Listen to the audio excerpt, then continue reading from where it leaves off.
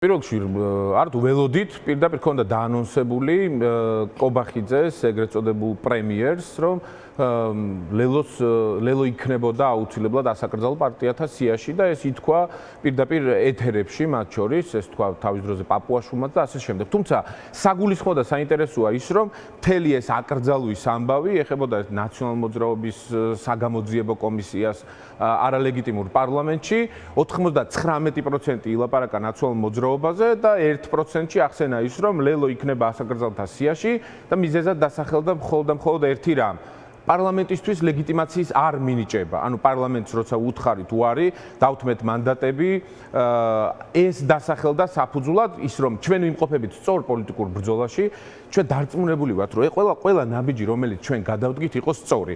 მათ შორის პარლამენტისთვის ლეგიტიმაციის გამოცვლა და მანდატებზე უარის თქმა და ეს საკითხი არ გადაიხედება არაფრის მიუხედავად, იქნება შემოგთავაზებენ სიების აღდგენას, არ აღდგენას. იყო მცდელობა რამე მაგდაგვარი რომ ხომ არ გადახედავთ არც ყოფილა მარტივი მიზეზის გამო. ვიდრე ჩახსნიდით სიებს მანამდე?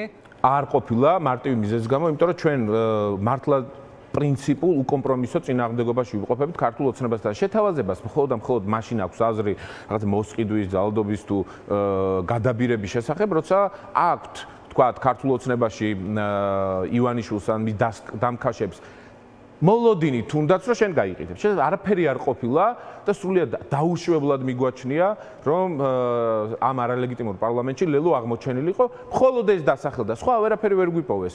ვერაფერს ვერ იპოვია. არა, ეგ ისედაც ხადია რომ პარლამენტში არ შესვლის გამო დაისაჯეთ, იმიტომ რომ ამას ემის მათი საერთაშორისო სრული იზოლაცია და ჩემი აზრით ეგ არ გაპატიეს და დამტკიცდა იმითიც რომ გახარია, რომლის ასევე აკრძალვასაც აანონსებდნენ და მე ბიძინა ივანიშვილის ინტერვიუს ხსენებდი ეხლა რომელიც მანო საპარლამენტო არჩევნებამდე სულ რამდენიმე დღით ადრე მისცა პროსახელისუფლებო მედია, სადაც ის პირდაპირ საუბრობდა გახარიაზე, მაგრამ აი გახარია შევიდა პარლამენტში და დღეს ვნახეთ რომ ის ასაკრძალთა სიიდან ამოვარდა.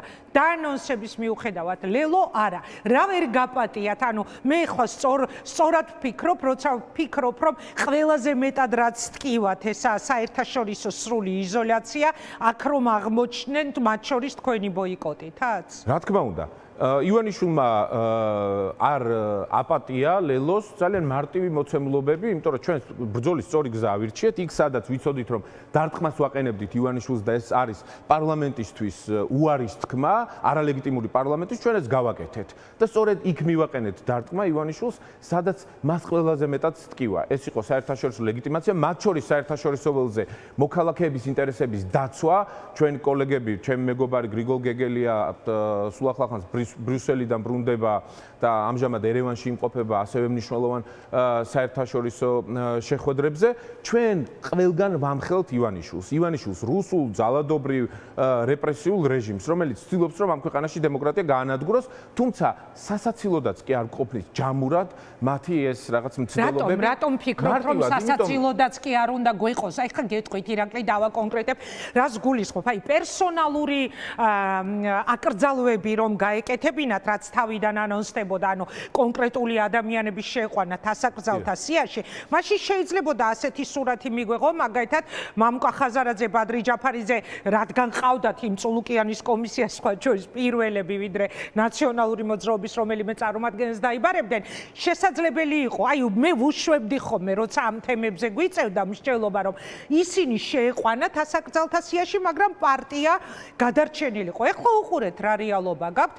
მთელი პარტია იკრძალება, ანუ იკრძალებით თქვენს მიერ ნახსენები გრიგოლ გეგელიაც, იკრძალება ხაზარაძეც, იკრძალება ჯაფარიძეც, იკრძალება სალომე სამადაშვილის, თაზო დათუნა, ყველანი იკრძალებით, გარდა მათი, ვინ შევიდნენ საკრებულოებში. ოღონდ დილემა რა არის ეხლა თქვენი წევრებისთვის, ვინც ამ არჩევნებით შევიდა საკრებულოებში, მათ მოუწევთ პარტიის დატოვება, ხო?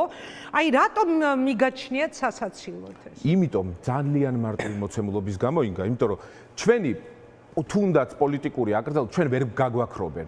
და ჩვენ არ ვაპირებთ ამ ქვეყნიდან არცად წასვლა, ვიქნებით ბოლომდე წინააღმდეგობაში ყველგან, სადაც ამის შესაძლებლობა გვექნება. საკონსტიტუციო სასამართლოშიც, ქუჩაშიც, საქალაქო სასამართლოშიც, ბრიუსელშიც, სტრასბურგშიც, ყველგან, სადაც ამის შესაძლებლობა იქნება. ჩვენ როგორც მოქალაქეებს, ადამიანებს, გონიერ მოქალაქეებს, რომლებსაც გვაქვს ერთი სტრატეგიული ხედვა წინააღმდეგობის ივანიშვილისადმი, იმ გუნდს, რომელსაც ვერაფერი ვერ მოუძებნეს, გარდა იმისა, რომ არალეგიტიმურ პარლამენტს უთხარით უარი, მაგრამ ნაციონალურ მოძრაობას თავისი მძიმე წარსული აქვს და თქვენ ძალიან კარგად გახსოვთ როგორც ყოფილ ჟურნალისტ და იქ შეიძლებოდა რაღაცაზე ელაპარაკათ და ილაპარაკეს ხო 90% ნაციონალურ მოძრაობაზე და მის ყოფილ ლიდერებზე. ჩვენთან ერთადერთი რამ ახსენეს. ერთადერთი რამ, რომ თურმე არალეგიტიმურ პარლამენტს არ მივანიჭეთ უფლებამოსილება და ლეგიტიმაცია. ხვალ რომ ეს საკითხი დამდგარი იყო, იმავეს გავაკეთებდით. იმავეს გავაკეთებდით, იმიტომ რომ ეს ხო მოქალაქეების დაკვეთა, რომელიც ჩვენ შევასრულეთ და ამ დაკვეთას შევასრულებთ ყველგან, იმიტომ რომ დღეს მოქალაქეების ინტერესების დაცვა არის ერთ-ერთი მთავარი და მნიშვნელოვანი, რაც გასაკეთებელია მათ შორის საკრებულოებში. რაც შეეხება საკრებულოების დეპუტატების აქტს. ჩვენ დღეს ბრიფინგი როცა ჩავატარეთ, მე ზურგს მიმაგრებდა საქართველოს მასშტაბით 10-ობით საკრებულოს დეპუტატი, რომელსაც აი მაგალითად ახალი საკანონმდებლო ცვლილებები მიიღეს, საკრებულოს თავმჯდომარეობის მოადგილეობა შესთავაზეს, მაღალი ხელფასები ასე შემდეგ. უარით გაისტუმრეს და უარით გაისტუმრება, იმიტომ რომ ამ ხალხს სრულად გააზრებული აქვს, რომ სამმხრივ ცეცხლში თუ 10 მხრივ ცეცხლში რაც მოაწყო მათ შორის ოპოზიციამ ხელისუფლებასთან ერთად აი ამ საარჩევნო კამპანიის პირობებში მათ გაუძლეს ყველაფერს. მათ აქვთ გააზრებული ის, რომ იბრძვიან საქართველოს ევროპული მომავლისთვის, ეროვნული მომავლისთვის და ამ კომპრომისს არავინ არ გასცემს. მაგრამ მათ მოუწევთ პარტიის მიღმა იბრძოლონ. როგორც პარტია თუ აიკრძალა, ისინი ვეღარ იქნებიან თქვენი წარმომადგენლები, ხო პარტია. ინგა, თუ ეს მოხდება, თქვა დაშვების დონეზე, ექნება ტაქტიკური საკითხი. მხოლოდ და მხოლოდ ტაქტიკური საკითხი, იმიტომ რომ ჩვენ გვაერთიანებს არა ღირებულებები, არა მხოლოდ საარჩევნო ნომერი, ან საარჩევნო სახელი, არამედ ღირებულებები. მე თუ ამკრძალავენ, თქვათ, მე ბადრი ჯაფარიძესთან ერთად მხარ ისევ თანამებრძოლი არ ვიქნები?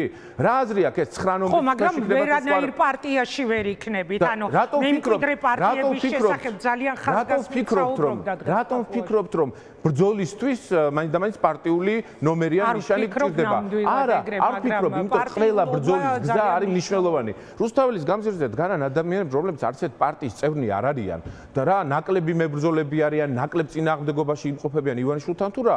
არა, შესაბამისად, ფორმის მოძიება, როგორ გავაგრძელებთ ბრძოლას, ამის ეს არის ძალიან მარტივი. ნაფიქრი გაქვთ უკვე იცით როგორ გააგრძელებთ. რაზე შეიძლება ვიდარდოს, ან რაზე შეიძლება იდარდოს აკრძალულმა პოლიტიკოსმა, რომ რომელიმე პარტიის სიაში ვერ ჩაეწერება და დეპუტატი ვერ გახდება?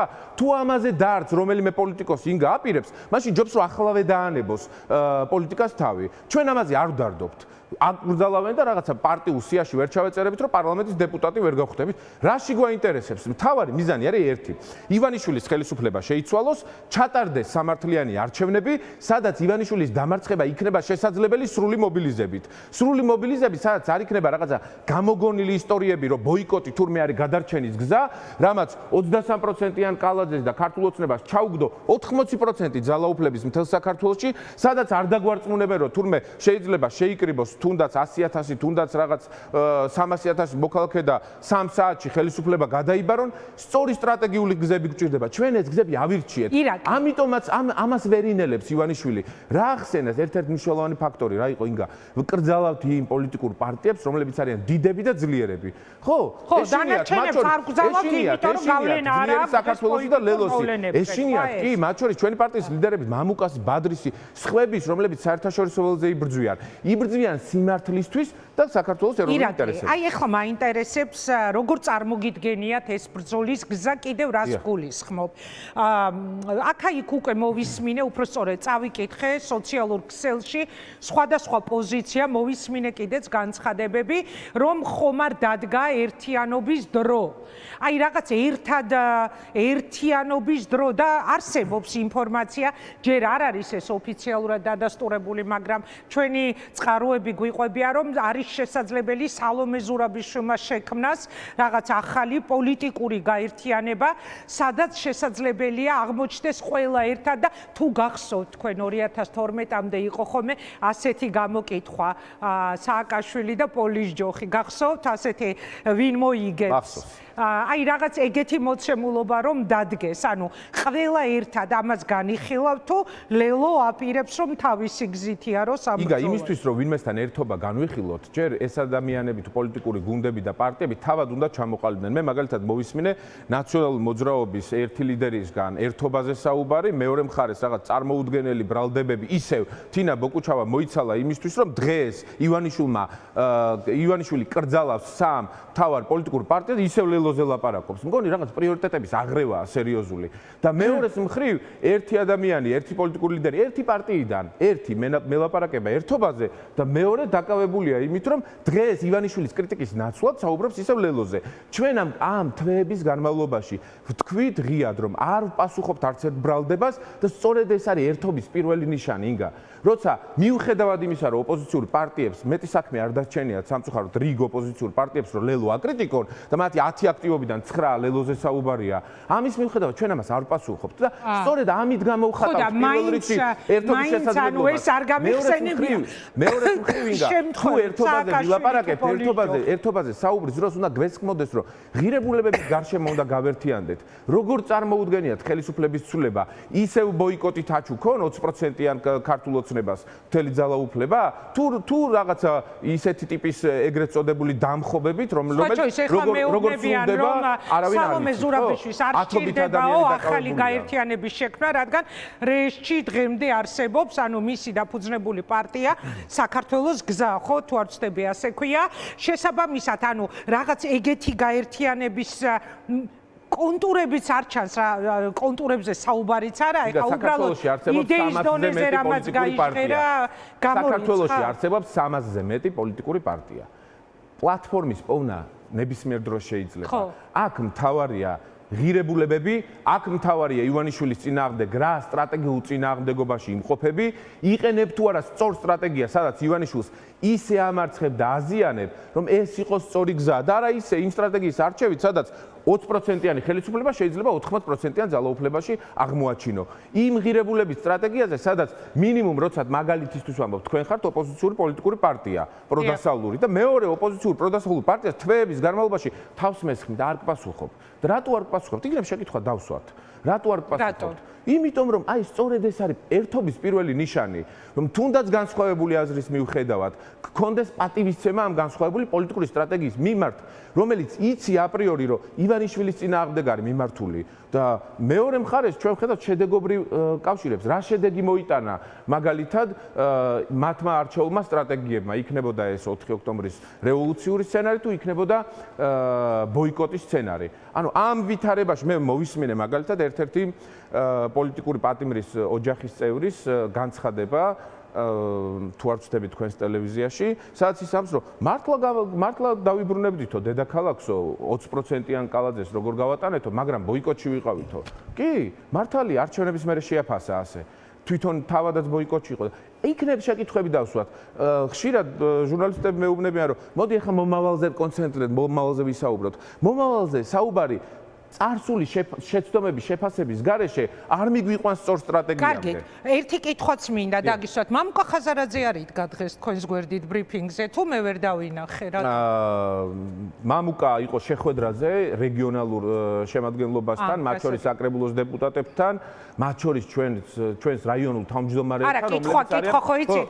ბევრჯერ მოვისმინე ბოლო დღეებში, რომ ხომ არ გადიან ხაზარაძე და ჯაფარიძე პოლიტიკიდან და ამას ესმეთი ხომ არ შეიძლება იყოს რეალური, ამიტომ კი. არა, პირიქით, არიან ძალიან მოტივირებულები, სწორედ ეს შეხვედრები ამას მიესადაგება და მიემართება, რომ ჩვენი რეგიონალური წარმომადგენლები თბილისში და საქართველოს თითოეულ ქალაქში. არა, მე რა ვიგულისხმე, ხო ხდებით ამ კითხვაში და თქვენ ხომ არ გიტოვებენ თქო პარტიას როგორც გენერალურ მდივანს, ასეთები გვინახავთ ჩვენ მაგალითად ალასანია რომ გავიდა პოლიტიკიდან 2016-ში და თავის გუნდს რომ დაუდგა. თუმცა შესაძლებლობად ვიყენებ თუმცა ის გუნდი გადაპორტირდა ბუკას გარდა მე მამუკა ხაზარაძე ხვდება საქართველოში თითოეული ქალაქის წარმომადგენლობას მათ პირველ რიგში აძლევს იმედს, გარანტიას იმისა, რომ ეს ბრძოლა გაგრძელდება ბოლომდე. ანუ არ გადიან ისინი პოლიტიკაში. არა თუ გადიან პირიქით მთელი ენერგიით ვემზადებით მომავალი წინააღმდეგობებისთვის. და ამას თქვენ ნახავთ, იმიტომ რომ ეს ბრძოლა, რაშიც ახლა ჩვენ ვიმყოფებით, არ დასრულდება მანამ, სანამ ამ ქვეყანაში არ დაბრუნდება ეროვნული ინტერესები, არ დაბრუნდება მათ შორის დემოკრატიული პრინციპები და სამართლიანი წესები. ერთ კითხვასაც დაგისვავთ, ხომ არ შეიძლება რომ სულაც არ დაელოდონ ამ 9 თვეს, რა უნდა ეხა საკონსტიტუციო სასამართლო მიიღებს იმ გადაწყვეტილებას, რაც სურს ბელაც, ხო? და ჯიბეში უდევს მას ყველაფერი, მათ შორის განსაკუთრებით სასამართლო და ძალიან სწრაფად მიიღონ გადაწყვეტილება აკრძალვაზე და უცებ მერე ჩაინიშნოს ვადამდელი არჩევნები. კიდევ ერთხელ შემოვიტანდი ამ თემას, ძალიან რეალისტურად გამოიყურება, თუნდაც იმიტომ, რომ დღეს არ აქვს ქართულ ოცნებას საკონსტიტუციო უმრავლესობა და რომ მიიღოს ეს საკონსტიტუციო უმრავლესობა. ანუ სწრაფად აკრძალონ და ჩაინიშნონ ახალი არჩევნები. შესაძლებელია ივანიშვილმა და მისმა ანტიქართულმა ოცნებამ გამოიყენოს ხალხის წინააღმდეგ ნებისმიერი მსგავსი ტრიუკი. თუ ის ჩაატარებს 2026 წლის გაზაფხულზე არჩევნებს, მომდევნო არჩევნების გათვლით მის გონებაში მოიგებს 2 წელს და მომდევნო საპარლამენტო არჩევნებს მოიაზრებს 2030 შემთხვევაში მოგებაზე თუ ვიფიქრებ, შეიძლება მოგებაზე ფიქრობდეს საკონსტიტუციო უმრავლესობა სჭირდება მას. რატოა საუბარი ამაზე? იმიტომ რომ თუ მეორე ნაწილი ოპოზიციის გადგა და თქვა რომ ჩვენ ვებუტებით ბრძოლას და არ მივიღებთ მონაწილეობას, ისევ 20%-იან ქართულ ოცნებას გაატანს საკონსტიტუციო უმრავლესობას. როგორც გაატანეს, ვეღარ მიიღებთ ვერ. არსებობს ბრძოლის შესაძლებლობა.